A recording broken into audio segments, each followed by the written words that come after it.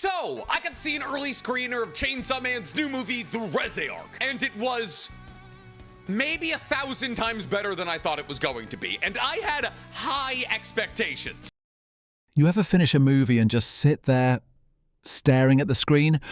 Not because you're confused, but because you felt something?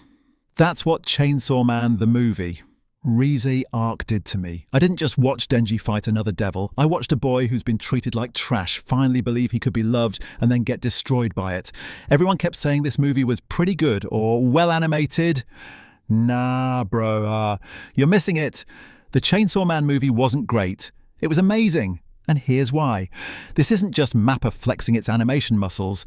This movie is a masterclass in emotion, a love story disguised as chaos, and proof that Chainsaw Man is way deeper than people ever gave it credit for. To say that this movie is an artistic and technical marvel is somehow an understatement. This movie literally transcends the concept of TV and film and is actually closer to art than basically anything else I've ever watched. And today I want to sit down and give you a spoiler-free review of this movie so you know what to expect when you maybe go to see it in theaters when it comes out October 24th. And at the end of this video, we'll go into a spoiler-filled review, so those of you who don't want spoilers don't have to watch the end of the video. So with no further ado, because I am very excited to talk about it, let's get directly into chart pretty much from the second the Crunchyroll logo disappears. The opening sequence of this movie sets the tone for how incredibly artsy this entire hour and 45-minute runtime movie is. In fact, the opening sequence of this movie kind of reminds me of the first episode of Uzumaki that HBO put out before they decided to tank the budget for the next 3 episodes. It is haunting and chilling, it's black and white, the music is eerie, and even though what's being said on screen is kind of cute, for some reason you feel as though something is wrong. Now immediately after this relatively chilling opening sequence, we get something that I didn't expect, which is kind of silly when I look back at it now, because I've been listening to it on TikTok for weeks now. Because after the opening sequence of this movie, we get what is essentially an anime opening. That is to say that we get a new song from the guy who made the opening for season 1 of Chainsaw Man, the song called Kickback, Kenshi Yonezu, with his new Chainsaw Man song, Iris Out. Now, if you've seen any Chainsaw Man content in the last couple of weeks on TikTok, you've probably heard this song. It's like bun dun dun dun bun dun dun, and the song is an absolute slapper. I don't know why I always tend to forget that even anime movies get an opening of sorts, but so far as anime openings go, this one's all time. Now, once we're out of the opening sequence and the opening song, and we begin to truly dig into the meat of this movie, we begin to see what makes this movie what I believe to be a modern classic. The slow moments in this movie shine, which is important because there's basically no action in this movie for almost the first 45 or so minutes.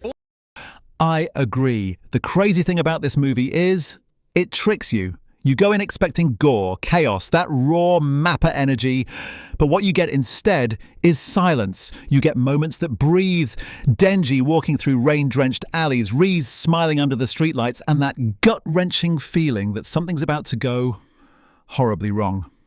It's the calm before the storm, but it's so real that you almost forget you're watching an anime about a guy who turns into a literal chainsaw.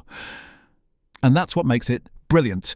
MAPPA didn't want to hype you up. They wanted to hurt you. What makes these slow moments, these first 45 or so minutes, shine? Well, quite honestly, it's the little things. The entire time you're in this movie, you feel as though you're living inside of the Chainsaw Man universe. The usage of ambient noise, like people talking as they pass the characters in conversation, or cars driving past them on the street. The swapping of POVs from the God's Eye to Denji or Reze, and therefore people's voices changing in volume, and the strategic usage of silence in order to build tension, give this movie genuinely one of the greatest sound designs I've ever seen. And listen, I'm not even trying to be hyperbolic or be over the top as a YouTuber so that you watch the video for longer. This movie is so immersive. In its slow moments, you will forget it is a Chainsaw Man movie. The movie thrusts you into Denji's POV as he falls in love. And honestly, for the majority of the first half of the movie, it more feels like you're living out your own story through Denji's eyes than watching Denji Denji's story. The movie, at least for me, had this almost supernatural ability to evoke nostalgia. At times, I felt like I was watching a movie that comforted me as a child. Like one of the 10 movies that my mom had on VHS, and she would throw a warm blanket over me, and I would watch it as I nodded off on the family couch. The movie feels warm. It feels so human, and that feeling is so beautiful until it begins to get corrupted. See, the beginning of the movie evokes this childlike whimsy, like you're remembering summer romances from when you were 16. But eventually that nostalgia begins to feel wrong. Like you were thinking back on what you remembered as good memories, but realized that you were actually just remembering the good parts of a bad memory. And that, like, it's so hard for me to describe how that is exactly perfect for the tonality of Chainsaw Man. A story about a boy being tricked into situations where he's taken advantage of because he so desperately wants to cling on to the parts of life that he identifies as good. There's this building sense of tension in the movie that builds up almost unnoticeably until it comes to a boil. But along this ride from room temperature to boiling, there are some of the most beautifully well-directed and artistic scenes I've ever seen in anime ever. Even what could be interpreted as the crassest moments from the Reze Arc in the manga are delivered in a way that makes them legitimately awe-worthy. So much so that I would say that the first half of this movie is most closely comparable to Studio Ghibli films like Howl's Moving Castle and The Castle in the Sky. It's not like Infinity Castle. It's not like the MHA movies. It's closer to Your Name or Your Lie in April. It's this marvelous artistic feat that draws you into the world that while you're watching it, legitimately the only thought you can have outside of all of the thoughts the director wants you to have is, my God, how did they think of planning each and every single one of these scenes? It is. I agree the art is on point. But I'm not to say that Reze isn't just another tragic girl in anime. She's the first person who ever made Denji feel human. She represents freedom. The one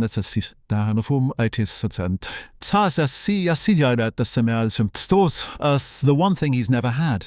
But the beauty of it, she's also a reminder that love in Chainsaw Man's world costs something. Every smile, every kiss, every quiet moment between them was a setup. And when the truth hits, it hurts. Reze wasn't written to be just a character. She was written to break you. And let's be real.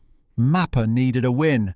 Everyone's been talking about burnout, too many projects, quality drop, all that noise. But when I tell you they delivered, man, every frame felt like it was painted with love and trauma. The lighting, the fluidity, the way they handled emotion. This was MAPPA saying, yeah, we heard you. Now watch this. The animation isn't just clean, it's emotional. You feel the tension in Denji's movements, the hesitation in Reze's eyes, the despair in the quiet moments when no one says a word. Chainsaw Man.